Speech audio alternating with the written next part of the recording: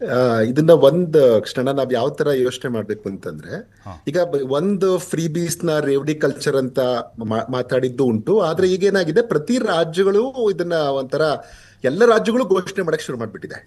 2025-26 ಇಸ್ವಿಲಿ economic ಸರ್ವೆಯಲ್ಲಿ ಇದ್ರದ್ದೊಂದು chapter ಬರುತ್ತೆ. ಹಾ. ಚಾಪ್ಟರ್ ಬಂದಾಗ ಅವ್ರು ಹೇಳುತ್ತೆ 1.7 ಲಕ್ಷ ಕೋಟಿಯಷ್ಟು ಎಲ್ಲ ರಾಜ್ಯಗಳದ್ದು, ಒಟ್ಟು 11 ರಾಜ್ಯಗಳಲ್ಲಿ ಫ್ರೀ ಬಿ ಕೊಡ್ತಾ ಇದ್ದಾರೆ.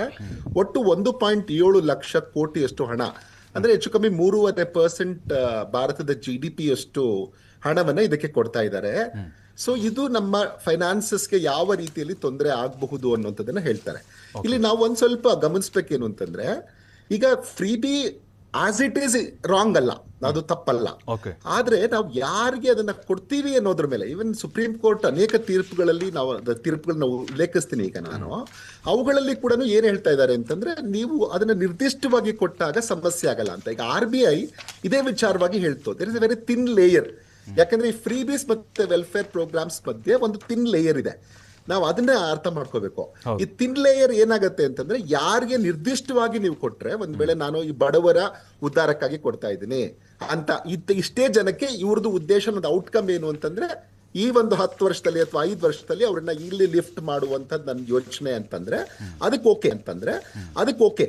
ಆದ್ರೆ ಇದು ಏನಾಗಿದೆ, ಕಾಂಪಿಟೇಷನ್ ಆಗ್ಬಿಟ್ಟಿದೆ. Irrespective of the political parties, ಎಲ್ಲ ರಾಜ್ಯಗಳು ಏನ್ ಮಾಡ್ತಾ ಇದೆ ಅಂತಂದ್ರೆ, ಪ್ರತಿಯೊಬ್ಬರು ನಾನ್ ಮುಂದು ತಾನ್ ಮುಂದು ಅಂತ ಕೊಡಕ್ ಶುರು ಮಾಡ್ಬಿಟ್ಟಿದೆ ರಾಜಕೀಯ ಪಕ್ಷಗಳು. ಸೊ ಅದರಿಂದ ಏನಾಗ್ತಿದೆ, ಡ್ರೈನ್ ಆಗ್ತಾ ಇದೆ. ಕೆಲವು ರಾಜ್ಯಗಳಲ್ಲಂತೂ ಇದು 62% ಅವ್ರದ್ದು ರೆವಿನ್ಯೂ ರೆಸಿಪ್ಟ್ಸ್ ಅನೇಕ ಬಾರಿ ರೆವಿನ್ಯೂ ಡೆಫಿಸಿಟ್ ಆಗುವಂತ ಸ್ಥಿತಿಗತಿಗಳು ಈಗ ನಿರ್ಮಾಣ ಆಗ್ತಾ ಇದೆ. ಈಗ ನೋಡಿ, ಬೇರೆ ಬೇರೆ ರಾಜ್ಯಗಳದ್ದು ಯಾವ ಸ್ಥಿತಿಗೆ ತಲುಪಿದೆ ಅಂದ್ರೆ, ಪಂಜಾಬ್ದು ಹೆಚ್ಚು ಕಮ್ಮಿ ಅವ್ರದ್ದು 45% ಟೋಟಲ್ ರೆವಿನ್ಯೂನಲ್ಲಿ ಅವರು ಫ್ರೀ ಇದಕ್ಕೆ ಕೊಡ್ತಾ ಇದ್ದಾರೆ. ಆಂಧ್ರ ಪ್ರದೇಶ ಹೆಚ್ಚು ಕಮ್ಮಿ 30.3% ಕೊಡ್ತಾ ಇದ್ದಾರೆ. ತಮಿಳುನಾಡು 54% ಹೆಚ್ಚಿಗೆ ಆಗಿದೆ ಫಿಸಿಕಲ್ ಡೆಫಿಸಿಟ್ 2 ವರ್ಷದಲ್ಲಿ. ಸೊ ಇದು ಮೇಜರ್ ಸಮಸ್ಯೆ. ಅದಕ್ಕೆ ಏನಾಗಿದೆ, ಈಗ ನಮ್ಗೆ ಸುಪ್ರೀಂ ಕೋರ್ಟ್ ಕೂಡ ವಾರ್ನಿಂಗ್ ಕೊಟ್ಟಿರೋದೇನು ಅಂತಂದ್ರೆ, ತುಂಬಾ ಅಪೀಸ್ ಮಾಡುವಂತ ಪಾಲಿಸಿಯನ್ನ ಬಿಡ್ಲಿಕ್ಕಾಗತ್ತಾ ಅಂತ ಯೋಚನೆ ಮಾಡಿ ಅನ್ನುವಂಥದ್ದನ್ನ ಅವರು ಹೇಳಿದ್ದಾರೆ. ನಡೀತಾ ಇದೆ ಅಲ್ಲಲ್ಲ, ಇವತ್ತಿನ ಸ್ಥಿತಿಯಲ್ಲಿ ಇನ್ನು ನಮ್ದು ಅಷ್ಟೊಂದು ಬೇರೆ ರಾಜ್ಯಗಳಿಗೆ ಹೋಲಿಸಿದ್ರೆ ಪೂರ್ಣವಾಗಿ ನಮ್ಮ ಫಿಸ್ಕಲ್ ಡಿಸಿಪ್ಲಿನ್ ಹಾಳಾಗಿಲ್ಲ. ಬಟ್ ಇದು ಹಿಂಗೆ ಕ್ರಮೇಣ ಮುಂದುವರೆದ್ರೆ ಖಂಡಿತ ನಮ್ಮ ರಾಜ್ಯಕ್ಕೂ ಅದರಿಂದ ತೊಂದರೆ ಆಗತ್ತೆ ಅನ್ನುವಂಥದ್ದಂತೂ ಸತ್ಯ. ಯಾಕೆಂದ್ರೆ ಈಗಾಗಲೇ ನಾವು ಏನು fiscal responsibility budget management act ಏನ್ ಕೊಟ್ಟಿದೆ ಅದರದ್ದು ಆಲ್ಮೋಸ್ಟ್ ಬಾರ್ಡರ್ ಅಲ್ಲಿ ನಿಂತಿದೀವಿ. ಸ್ವಲ್ಪ ಹಿಂದೆ ಮುಂದೆ ಆದ್ರೂ ಅದನ್ನ ಕ್ರಾಸ್ ಮಾಡ್ತೀವಿ ಅನ್ನುವಂಥದ್ದು ನಮ್ಗೆ ನೆನಪಿರ್ಬೇಕಾಗತ್ತೆ. ಇಲ್ಲಿ ಇನ್ನೂ ಒಂದು ವಿಚಾರವನ್ನ ನಾನು ಹೇಳಲೇಬೇಕು. ಏನಂದ್ರೆ, ಇದು ಎಷ್ಟು ಡ್ರೈನ್ ಆಗತ್ತೆ ಅಂತಂದ್ರೆ ಆರ್ಥಿಕತೆ, ಯಾವಾಗ್ಲೂ ಅಷ್ಟೇ, ನಾವು ಒಂದು ಲೆಕ್ಕ ಇಲ್ಲದ ಹಾಗೆ ಇದನ್ನ ಇವಾಗ ಯಾರಿಗಾದ್ರೂ ಖುಷಿ ಆಗತ್ತೆ. ಇದೊಂದು ಕಲ್ಚರ್ ಯಾವ ತರ ಕಲಿಸ್ತಾ ಇದೀವಿ ನಾವು ಅಂತಂದ್ರೆ, ನೀನು ಏನೋ ಮಾಡದೇ ಇದ್ರು ಪರವಾಗಿಲ್ಲಪ್ಪ, ವಿ ವಿಲ್ ಸಪೋರ್ಟ್ ಯು. ಯಾರಿಗೆ ಸಪೋರ್ಟ್ ಮಾಡ್ಬೇಕು, ಸ್ಟೇಟ್ ಯಾರಿಗೆ ಸಪೋರ್ಟ್ ಮಾಡ್ಬೇಕು, ಯಾರ ದುರ್ಬಲರು ಇರ್ತಾರೆ, ಯಾರಿಗೆ ಆಗೋದಿಲ್ಲ ಅವ್ರಿಗೆ ಕೊಟ್ಟಾಗ ಏನಾಗುತ್ತೆ, ಇದು ಯಾವುದೇ ಸಮಸ್ಯೆ ಖಂಡಿತ ಬರೋದಿಲ್ಲ. ಯಾಕಂದ್ರೆ ಅವ್ನು ದುರ್ಬಲ ಇದ್ದವನು ಸದೃಢ ಆಗ್ತಾನೆ, ಅವನು ತನ್ನ ದುಡ್ಕೊಂಡು ಹೋಗ್ತಾನೆ. ಯಾವಾಗ್ಲೂ ನಾವ್ ಏನ್ ಮಾಡ್ಬೇಕು ಅಂತಂದ್ರೆ, ಮೀನ್ ಹಿಡಿಯೋದ್ ಕಲಿಸ್ಬೇಕಾಗ್ಲಿ, ನಾವು ಮೀನನ್ನ ಫ್ರೀ ಆಗಿ ಕೊಡೋದನ್ನ ಕಲಿಸಬಾರ್ದು. ಯಾಕಂದ್ರೆ ಅವ್ನು ಒಂದ್ಸರಿ ನೀವು ಕಲಿಸಿದ್ರೆ, ನಾನ್ ಮೀನ್ ಕೊಡ್ತೀನಿ ನೀನ್ ಮೀನ್ ಹಿಡಿಬೇಡ ಅಂತಂದ್ರೆ ಅವನೇನ್ ಮಾಡ್ತಾನೆ, ನನಗೆ ಹೆಂಗಿರೋ ಮೀನ್ ಸಿಗ್ತಾ ಇದೆ ಅಂತ. ಒಂದ್ ವೇಳೆ ಅವನಿಗೆ ಮೀನ್ ಹಿಡಿಯೋದ್ ನಾವು ಕಲಿಸ್ಕೊಟ್ರೆ, ಅವನಿಗೆ ಯಾವ ಜಾತಿಯ ಮೀನ್ ತಿನ್ಬೇಕೋ ಅದನ್ನೇ ಹಿಡಿತಾನೆ. ಇಲ್ಲ ಮಾರ್ತೀನಿ, ನಾನು ಮೀನ್ ತಿನ್ನಲ್ಲ, ನಾನು ಅದನ್ನ ಮಾರ್ಬಿಟ್ಟು ನನಗೇನ್ ಬೇಕೋ ಅದನ್ನ ಕೊಂಡ್ಕೊಳ್ತೀನಿ ಅಂತ ಹೇಳ್ತಾನೆ. ಸೊ ಆ ತರದನ್ನ ನಾವು ಕಲಿಸ್ತಾ ಹೋದ್ರೆ ಅವಾಗ ಆರ್ಥಿಕತೆಯೂ ಉದ್ಧಾರ ಆಗತ್ತೆ. ಅಲ್ಲ, ಅದು ನೀವು ಒಂದಷ್ಟಿಗೆ ಏನಾಗುತ್ತೆ, ಈಗ ಯಾವ್ದ್ರ ಮೇಲೆ ಸ್ಪೆಂಡ್ ಮಾಡ್ತೀರಿ ಅನ್ನೋದ್ರ ಮೇಲೆ. ಈಗ ಹಣ ನೀವು ಇದಾಗಿ ಫ್ರೀ ಆಗಿ ಕೊಡ್ತಾ ಇದ್ರೆ, ಇವಾಗ ಇವನ್ ಕೀನ್ಸ್ 1930ನೇ ಇಸ್ವಿಯ ಡಿಪ್ರೆಷನ್ ಕಾಲದಲ್ಲಿ ಒಂದ್ ಮಾತು ಹೇಳ್ತಾರೆ, ನೀವು ಅವರಿಗೆ ಕೆಲಸ ಕೊಡ್ಬೇಕಂತ, ಕೆಲಸ ಕೊಟ್ಟು ದುಡ್ಡು ಕೊಡಿ ಅಂತ ಹೇಳ್ತಾರೆ. ಏನು ಕೆಲಸ ಇಲ್ಲ ಅಂದ್ರೆ ಏನ್ ಮಾಡ್ಬೇಕು ಅಂತ ಕೇಳ್ತಾರೆ. ಆ ಟೈಮಲ್ಲಿ ಕೆಲಸ ಮಾಡ್ಸಕ್ ಸರ್ಕಾರಕ್ಕೆ ಏನಿಲ್ಲ ಅಂದಾಗ ಕೀನ್ಸ್ ಅವರು ಒಂದ್ ಮಾತು ಹೇಳ್ತಾರೆ, ಒಂದು ಗುಂಡಿ ತೆಗಿಸಿ, ಆ ಗುಂಡಿ ತೆಗಿಸಿ ಅವನಿಗೆ ದುಡ್ಡು ಕೊಡಿ, ಆ ಗುಂಡಿಯನ್ನ ಮುಚ್ಚಕ್ಕೂ ದುಡ್ಡು ಕೊಡಿ, ತೊಂದರೆ ಇಲ್ಲ. ಆ ತರದ ಒಂದು ನೀತಿಯನ್ನ ತನ್ನಿ ಎನ್ನುವಂಥದ್ದನ್ನ ಡಿಪ್ರೆಷನ್ ಇಂದ ಹೊರಗೆ ಬರೋವಕ್ಕೆ ಆರ್ಥಿಕತೆಗೆ ಅವ್ರು ಹೇಳ್ತಾರೆ. ಸೊ ಈ ತರದನ್ನ ನಾವು ಮಾಡ್ತಾ ಹೋಗ್ಬೇಕು ಅನ್ನುವಂಥದ್ದು ಇದು. ಈಗ ನೋಡಿ, ನಾವು ಫ್ರೀ ಫುಡ್ ಅನ್ನ ಕೊಡ್ತೀವಿ ಅಂತ ಇಟ್ಕೊಳ್ಳೋಣ, ಯಾರಿಗಾದ್ರು ಅದು ಫ್ರೀ ಅಂತಾನು ಅನ್ಬಾರ್ದು. ಅವಾಗ ವೆಲ್ಫೇರ್ ಆಗತ್ತೆ. ಯಾರಿಗೆ ವೆಲ್ಫೇರ್ ಆಗತ್ತೆ? ನಾವು ಅದನ್ನ ಬಡವರಿಗೆ, ಯಾರಿಗೆ ದುಡಿಯಕ್ ಆಗಲ್ಲ ಅಥವಾ ದುಡಿದ್ರು ಅವ್ರ ಹತ್ರ ಅಷ್ಟು ಆದಾಯ ಇರಲ್ಲ, ಅವ್ರಿಗೆ ಸ್ಪೆಸಿಫಿಕ್ ಆಗಿ ಕೊಡೋಣ. ಈಗ ಮಲ್ಟಿ ಡೈಮೆನ್ಷನಲ್ ಪಾವರ್ಟಿ ಇಂಡೆಕ್ಸ್ ಇದೆ ಈ ದೇಶದಲ್ಲಿ, ರಾಜ್ಯದಲ್ಲೂ ಮಲ್ಟಿ ಡೈಮೆನ್ಷನಲ್ ಪಾವರ್ಟಿ ಇಂಡೆಕ್ಸ್ ಇದೆ. ಸೊ ಅದನ್ನ ಕ್ಯಾಲ್ಕುಲೇಟ್ ಮಾಡೋಣ, ಯಾರಿದ್ದಾರೆ ಅವ್ರಿಗೆ ಕೊಡ್ತಾ ಹೋಗೋಣ. ನೀವು ಬೇರೆ ಬೇರೆ ರಾಷ್ಟ್ರಗಳಲ್ಲಿ ನಾನು ನಿಮ್ಗೆ ಎಕ್ಸಾಂಪಲ್ಸ್ ಕೊಡ್ತೀನಿ, ಅವ್ರಿಗೆ ಕೊಟ್ಟಾಗ ಏನೇನು ಆಗಿದೆ ಅನ್ನುವಂಥದ್ದನ್ನ ಕೂಡ ನಾನು ನಿಮ್ಗೆ ಗಮನಕ್ಕೆ ತರಬೇಕು. ಯಾಕಂದ್ರೆ ಈಗ ನೋಡಿ, ಯಾವ್ಯಾವ ರಾಜ್ಯಗಳಲ್ಲಿ ಎಷ್ಟು ಸಾಲ ಇದೆ ಅಂತ ಹೇಳ್ಬಿಟ್ಟು ಬೇರೆ ಬೇರೆ ರಾಷ್ಟ್ರಗಳದ್ದು ಎಕ್ಸಾಂಪಲ್ ಕೊಡ್ತೀನಿ. ಪಂಜಾಬ್ ಅಲ್ಲಿ ನೋಡಿ, ಈ ತರ ಫ್ರೀ ಬೀಸ್ ಕೊಟ್ಟಾಗ ಇವಾಗ ಅವ್ರದ್ದು ಒಟ್ಟು ಅವ್ರದ್ದು GSTPಗೆ ಅವ್ರದ್ದು ಸಾಲ 46.6% ಆಗಿದೆ. ಅರುಣಾಚಲ್ ಪ್ರದೇಶದಲ್ಲಿ 57% ಆಗಿದೆ. ವೆಸ್ಟ್ ಬೆಂಗಾಲ್ ಅಲ್ಲಿ 37% ಇಂದ 40% ಆಗ್ತಿದೆ. ವೆಸ್ಟ್ ಬೆಂಗಾಲ್ ಅಲ್ಲಿ 37% ಇಂದ 40% ಆಗ್ತಾ ಇದೆ. ಕೇರಳದಲ್ಲಿ 38.3% ಆಗ್ತಾ ಇದೆ. ರಾಜಸ್ಥಾನಲ್ಲಿ 39.8% ಆಗ್ತಾ ಇದೆ. ಆಂಧ್ರದಲ್ಲಿ 37.6% ಆಗ್ತಾ ಇದೆ. ಸೊ ಇದು ಯಾಕಾಯ್ತು ಅಂತ ನೋಡಿದ್ರೆ ಮೊದಲೆಲ್ಲ ರಾಜ್ಯಗಳು ಚೆನ್ನಾಗಿರಲ್ವಾ, ಚೆನ್ನಾಗಿತ್ತು. ಯಾವಾಗ ಹಿಂಗ್ ಕೊಡಕ್ ಶುರು ಮಾಡಿದ್ರು ಕ್ರಮೇಣ ಆಗತ್ತೆ, ಇದು ಇವತ್ತಲ್ಲ ನಾಳೆ ಆಗತ್ತೆ, ಆ ತರ ಆಗಿದೆ. ಆಮೇಲೆ ಒಂದು ಎಕ್ಸಾಂಪಲ್ ಕೊಡ್ಬೇಕು. ವೆನೆಜುವೆಲಾದಲ್ಲಿ ಇದೇ ತರ 2000ನೇ ಇಸ್ವಿಲ್ ಕೊಟ್ಟಾಗ ಅಲ್ಲಿನ ದೇಶ ಯಾವ ಸ್ಥಿತಿಗೆ ತಲುಪ್ತು ಅನ್ನೋದನ್ನ ನೀವು ಗಮನಿಸಬೇಕು. ಕ್ಯೂಬಾದಲ್ಲಿ ಇದೇ ತರದ ಒಂದು ಇನ್ಫ್ರಾಸ್ಟ್ರಕ್ಚರ್ ಇಲ್ಲದೆ ಮಾಡುವಕ್ಕಾದಾಗ ಕ್ಯೂಬಾ ಯಾವ ಸ್ಥಿತಿಯನ್ನ ತಲುಪ್ತು ಅನ್ನೋದನ್ನ ಗಮನಿಸಬೇಕು. ಈ ತರ ಯಾವ್ಯಾವ ರಾಷ್ಟ್ರದಲ್ಲಿ ಟ್ರೈ ಮಾಡಿದ್ದಾರೆ ಆ ರಾಷ್ಟ್ರಗಳಲ್ಲಿ ವಿಫಲ ಆಗಿ. ವೆಲ್ಫೇರ್ ಸ್ಕೀಮ್ಸ್ ಅಂತ ನಾವೇನು ಅಥವಾ ಫ್ರೀಬೀಸ್ ಅಂತ ಕರಿತೀವಿ, ಇದು ಒಂಥರ ಡಬಲ್ ಎಜ್ಡ್ ಸ್ವಾರ್ಡ್ ತರ. ಈ ಕಡೆಗೂ ಚೂಪಾಗಿರುತ್ತೆ, ಆ ಕಡೆಗೂ ಚೂಪಾಗಿರುತ್ತೆ. ಎಲ್ಲಿ ಅದನ್ನ ನಿಲ್ಲಿಸ್ಬೇಕು ಅಂತ ಗೊತ್ತಾಗಲ್ಲ. ಒಂದ್ಸರಿ ಕೊಡಕ್ ಶುರು ಮಾಡಿದ್ಮೇಲೆ ಅದು ಫಿಸಿಕಲ್ ಸ್ಟ್ರೈನ್ ಆಗ್ತಾ ಇದ್ರೆ ಖಂಡಿತ ಅನ್ಎಂಪ್ಲಾಯ್ಮೆಂಟ್ ಜಾಸ್ತಿ ಆಗುತ್ತೆ. ಇಲ್ಲ ನಾವು ನಿರ್ದಿಷ್ಟವಾಗಿ ಕೊಟ್ರೆ ಏನಾಗುತ್ತೆ, ಅದು ನಮ್ಗೆ ಅದರಿಂದ ಎಂಪ್ಲಾಯ್ಮೆಂಟ್ ಕ್ರಿಯೇಟ್ ಆಗುತ್ತೆ. ಈ ಡಿಪೆಂಡೆನ್ಸಿ ಮೈಂಡ್ ಸೆಟ್ ಆಗ್ಬಾರ್ದು ನಮ್ಗೆ. ಡಿಪೆಂಡೆನ್ಸಿ ಮೈಂಡ್ ಸೆಟ್ ಹಿಂಗ್ ಬರುತ್ತೆ ನೋಡ್ಕೊಳ್ಳಿ. ಇಲ್ಲ ನಾನು ಫ್ರೀ ಬಸ್ ಕೊಟ್ರೇನೆ ನಾನು ಅದ್ರಲ್ಲಿ ಹೋಗ್ತೀನಿ ಅಂತ ನನಗೆ ಬಂದ್ರೆ ಅದೊಂಥರ ಡಿಪೆಂಡೆನ್ಸಿಯ ಮೈಂಡ್ ಸೆಟ್ ಆಗತ್ತೆ. ಆ ತರದನ್ನ ಮಾಡಬಾರ್ದು ನಾವು. ಅವಾಗ ಇಲ್ಲದೆ ಇದ್ರೆ ಏನಾಗುತ್ತೆ, ಈಗ ನೋಡಿ, ಯಾರು ಕೆಲಸಕ್ಕೆ ಹೋಗ್ಬೇಕು, ಅವನ ಹತ್ರ ಸ್ಕಿಲ್ ಇದೆ, ಅವನಿಗೆ ಕೆಲಸ ಸಿಗ್ತಾ ಇದೆ ಅಂತಂದ್ರೆ ಅವ್ನು ಹೆಂಗೋ ನಡ್ಕೊಂಡಾದ್ರೂ ಹೋಗ್ತಾನೆ. ಆ ತರದ ನಡ್ಕೊಂಡಾದ್ರೂ ಹೋಗ್ತಾರೆ ಅವರು.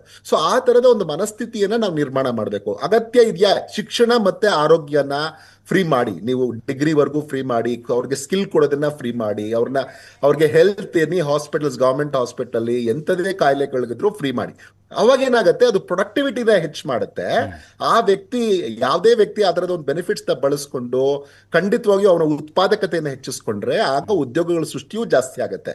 ಇಲ್ಲಾಂದ್ರೆ ಇದು ನೋಡಿ, ಒಂಥರ ಕ್ಯಾಸ್ಕೇಡಿಂಗ್ ಎಫೆಕ್ಟ್ ಹೆಂಗಿರುತ್ತೆ ಅಂತಂದ್ರೆ, ಒಂದು ರಾಜ್ಯದಲ್ಲಿ ಕೊಡುವಂತ ಫ್ರೀ ಇನ್ನೊಂದು ರಾಜ್ಯದವರು ಅವರು ಅನ್ಕೊಂತಾರೆ ನಾನು ಕೊಡ್ಬೇಕು ಅಂತ. ಆಮೇಲೆ ಒಂದು ರಾಜ್ಯದಲ್ಲಿ ಯಶಸ್ವಿ ಆಯ್ತು ಅಂತ ಏನಾದ್ರು ನಾವು ಅನ್ಕೊಂಡ್ರೆ ಅದಕ್ಕಿಂತ ಹೆಚ್ಚಿಗೆ ಕೊಡ್ಬೇಕಾಗತ್ತೆ ಇನ್ನೊಂದ್ಸರಿ ಎಲೆಕ್ಷನ್ಗೆ ನೀವು ಹೋದ್ರೆ. ಸೊ ಈ ತರದ್ದು ಶುರು ಆದ್ರೆ ಏನಾಗುತ್ತೆ, ನೀವು ಇಡೀ ನಮ್ಮ ಪ್ರಿಯಾರಿಟಿ ಏನಿದೆಯಲ್ಲ, ಆರ್ಥಿಕತೆಯ ಪ್ರಿಯಾರಿಟಿ ಏನಾಗಿರ್ಬೇಕಾಗಿತ್ತು, ನಮ್ಮ ಇನ್ಫ್ರಾಸ್ಟ್ರಕ್ಚರ್ ಇಂಪ್ರೂವ್ ಮಾಡಬೇಕು, ಇವೆಲ್ಲವೂ ಡಿಸ್ಟಾರ್ಟ್ ಆಗಕ್ಕೆ ಶುರು ಆಗುತ್ತೆ. ಕೆಲವು ಸರಿ ಇದರಿಂದ ಈವನ್ ಎನ್ವಿರಾನ್ಮೆಂಟಲ್ ಕಾನ್ಸಿಕ್ವೆನ್ಸಸ್ ಕೂಡ ಆಗುತ್ತೆ. ಅಂದ್ರೆ ನಿಮ್ಗೆ ನಮ್ಮ ಪರಿಸರದ ಮೇಲೆ ಕೂಡ, ಈಗ ನೋಡಿ ಪಂಜಾಬ್ ಮತ್ತೆ ಹರಿಯಾಣದಲ್ಲಿ ಯಾವಾಗ ವಿದ್ಯುತ್ ಫ್ರೀ ಅಂತ ಮಾಡಕ್ ಶುರು ಮಾಡಿದ್ರೆ ಅವಾಗ ಮತ್ತೆ ಮೊದಲೇ ಅಲ್ಲಿ ಗ್ರೌಂಡ್ ವಾಟರ್ ಎಕ್ಸ್ಪ್ಲಾಯ್ಟೇಷನ್ ಜಾಸ್ತಿ ಆಗ್ತಾ ಇತ್ತು. ಅದು ಇನ್ನೂ ಜಾಸ್ತಿ ಆಗಕ್ಕೆ ಶುರು ಆಯ್ತು. ಯಾಕಂದ್ರೆ ನಾವಿನ್ನೇನು ಕಟ್ಟದೇ ಬೇಕಾಗಿಲ್ಲ ಅನ್ನುವಂಥ ಮನಸ್ಥಿತಿ ಬಂದಾಗ ಇರ್ಲಿ, ಓಡ್ಲಿ, ಅದು ಎಷ್ಟು ಬರುತ್ತೆ ಅಷ್ಟು ಓಡ್ತಾ ಇರ್ಲಿ ಅನ್ನುವಂಥದ್ದು. ಇಲ್ಲ, ಅದಕ್ಕೊಂದು ನಾವು ಪ್ರಾಪರ್ ಆಗಿ ಫಿಕ್ಸ್ ಮಾಡಿ ಸಬ್ಸಿಡೈಸ್ಡ್ ಪ್ರೈಸ್ ಅಲ್ಲಿ ನಾವು ಕೊಡ್ತೀವಿ, ಇಷ್ಟನ್ನ ನೀವು ಉಪಯೋಗಿಸ್ಕೋಬೇಕು ಅನ್ನೋಂಥ ಒಂದು ಮನಸ್ಥಿತಿ ಬಂದಾಗ ಎಷ್ಟು ಬೇಕೋ ರಾಷನಲ್ ಆಗಿ ಯೂಸ್ ಮಾಡಬಹುದು ಅನ್ನೋಂಥದ್ದನ್ನು ಕೂಡ RBI ತನ್ನ ವರದಿಯಲ್ಲಿ ಹೇಳುತ್ತೆ. ಸೊ ಏನ್ ಮಾಡಬಹುದು ಅನ್ನೋಂಥದ್ದು ನಾನು ಯೋಚನೆ ಮಾಡ್ತಾ ಇದ್ದೀನಿ ಅಂತಂದ್ರೆ, ಈಗ ಒಂದು ಸರ್ಕಾರ ಕೂಡ ಎಲ್ಲ ಪೊಲಿಟಿಕಲ್ ಪಾರ್ಟೀಸ್ ಎಲ್ಲ ಕುತ್ಕೊಂಡು ಈ representation of the people act ಅಂತ ಏನಿದೆಯಲ್ಲ, ಈ ಎಲೆಕ್ಷನ್ ಲಾಸ್ ಇದೆಯಲ್ಲ, ಇದರಲ್ಲಿ ಕುತ್ಕೊಂಡು ಅವರೆಲ್ಲರೂ ತೀರ್ಮಾನ ಮಾಡ್ಬೇಕು. ಯಾಕಂದ್ರೆ ಇದರಲ್ಲಿ A party, B party, C party ಅಂತಿಲ್ಲ. ಈಗ ಎಲ್ಲರೂ ಬಹುತೇಕರು ಎಲ್ಲರೂ ಕೊಡಕ್ಕೆ ಶುರು ಮಾಡಿರೋದ್ರಿಂದ ಎಲ್ಲರೂ ಒಂದೇ ಇದರಲ್ಲಿ ಇದ್ದಾರೆ. ಸೊ ಎಲ್ಲರೂ ಕುತ್ಕೊಂಡು ಯೋಚನೆ ಮಾಡಿ, ಅವ್ರು ಕೊಡ್ತಾರೆ ಅಂತ ಇವ್ರು ಕೊಡ್ತಾರೆ ಅಂತ ಅವ್ರು, ರಾಷ್ಟ್ರದ ಕಥೆ ಏನು. ಕೇಶವ್ ಸರ್, ಇನ್ನೂ ಅನ್ಸುತ್ತೆ ನಿಮ್ಗೆ? ಇಲ್ಲ, ಈ 5 ನಾನು ಅವಾಗಿಂದನೂ ಮುಂಚೆಯಿಂದನೂ ಇದನ್ನ ಹೇಳ್ತಾ ಇದ್ದೀನಿ. 5 ಸ್ಪಷ್ಟವಾಗಿ ನಾವು ಕೇವಲ ಯಾರಿಗೆ ಅಗತ್ಯ ಇದೆ ಅವರಿಗೆ ಕೊಡಿ. BPL ಕುಟುಂಬಗಳಿಗೆ ಇಷ್ಟನ್ನು ಕೊಡಿ, ನಮ್ ಬೇಡ ಅಂತ ಹೇಳಲ್ಲ. ಆಮೇಲೆ ಯುವ ನಿಧಿಯ ಬಗ್ಗೆ ಒಂದು ಕಾಮೆಂಟ್ ನ ಕೂಡ ಅಲ್ಲಿನ ಮಂತ್ರಿಗಳು ಮಾಡಿದ್ದನ್ನ ನಾನು ತಮ್ಮ ಮಾಧ್ಯಮಗಳ ಮೂಲಕ ನೋಡಿದೆ. ಅನೇಕರು ಟ್ರೈನಿಂಗ್ ಟೈಮ್ ಅಲ್ಲಿ ಕೆಲ್ಸಕ್ಕೆ ಟ್ರೈ ಮಾಡ್ತಾ ಇಲ್ಲ, ಅವ್ರು ಸ್ಕಿಲ್ಡ್ ಆದ್ರೇನು ಟ್ರೈ ಮಾಡ್ತಿಲ್ಲ, ಎಲ್ಲಿ ಇದು ಕಳ್ಕೊಳ್ತಾರೆ ಅನ್ನುವಂತ ಒಂದು ಮನಸ್ಥಿತಿ ಬಂದಿದೆ ಅಂತ ಒಂದು ಅರ್ಥ ಬರುವ ರೀತಿ, ನಾಟ್ ಎಕ್ಸಾಕ್ಟ್ಲಿ ಆ ಅರ್ಥ ಬರುವ ರೀತಿಯಲ್ಲಿ ಒಂದು ಮಾತು.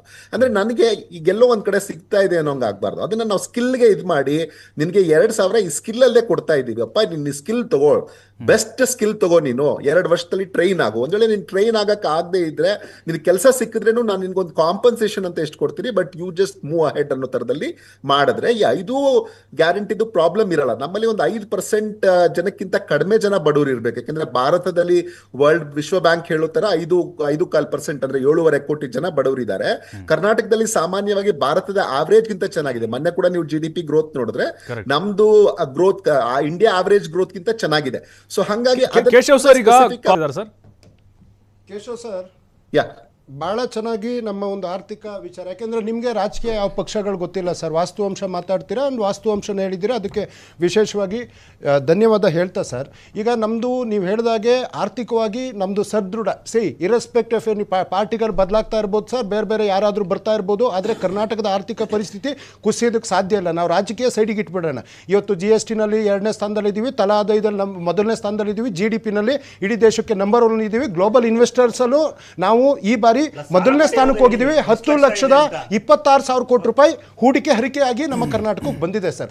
ಆದ್ರೆ ಇವತ್ತು ಕೇಂದ್ರ ಸರ್ಕಾರ ಕೇಂದ್ರ ಸರ್ಕಾರ GST ಹಣ 2 ಲಕ್ಷದ ಒಟ್ಟು 2,200,000 ಕೋಟಿ ಕೊಡ್ಬೇಕು ಸರ್. ನಮ್ಮ ನೆರೆಗಾಣ 600 ಕೋಟಿ ಕೊಡಬೇಕು. ನಮ್ಮ ನಬಾರ್ಡ್ ಹಣ ನಮಗೆ ಬರಬೇಕಾದ್ರು 2,900 ಕೋಟಿ ಸರ್. ನಮ್ಮ ಪೆರಿಫಲ್ ರಿಂಗ್ ರೋಡ್ ಹಣ 3,000 ಕೋಟಿ, ಕೆರೆಕಟ್ಟೆ ಅಭಿವೃದ್ಧಿ ಹಣ ಘೋಷಣೆ ಆಗಿರೋದು 3,000 ಕೋಟಿ, 5,400 ಕೋಟಿ, 14-15 ಹಣಕಾಸು ಆಯೋಗದ್ದು 11,900 ಕೋಟಿ.